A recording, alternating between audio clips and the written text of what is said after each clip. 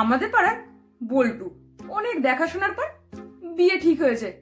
তো বল্টুর বিয়েতে আমারও নেমন্তন্ন ছিল। তো বিয়েতে গেছিলাম বরযাত্রী। তো খাওয়া দাওয়া করে আমি বাড়িতে ফিরে এলাম। তারপরের দিন আমি দুপুরবেলা বল্টুকে ফোন করেছিলাম। ততক্ষণে বল্টু বউ নিয়ে বাড়িতে চলে এসছে। তো বল্টুর দেখলাম বেশ মন খারাপ।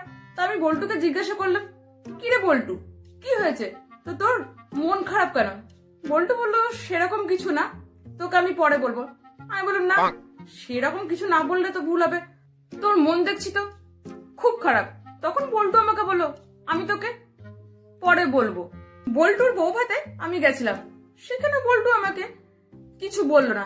তার দুদিন পর বল্টুর সাথে আমার রাস্তায় দেখা, দেখি বল্টু হন্তদন্ত হয়ে কোথায় ছুটে যাচ্ছে। তার বল্টুকে জিজ্ঞাসা করলাম, কি রে বল্টু, হন্তদন্ত হয়ে কোথায় ছুটে যাচ্ছিস? তখন বল্টু আমাকে বললো, না, যেই পার্লারে ওর বউকে সাজানো হয়েছিল সেই পার্লারে যাচ্ছি। আমি একটু বেশ অবাক হলাম। আমি বল্টুকে বললাম, চ, আমিও তোর সাথে যাচ্ছি। বল্টু সেই পার্লারের মালিকের হাতে একটা আইফোনের প্যাকেট ধরিয়ে দিয়ে চলে গেল। কিন্তু আমি না সেখান থেকে গেলাম না, দাঁড়িয়ে রইলাম, দেখি না ব্যাপারটা কি।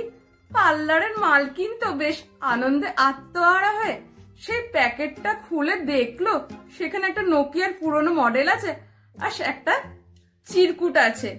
চিরকুটে লেখা আছে, দেখ এইবার কেমন লাগে।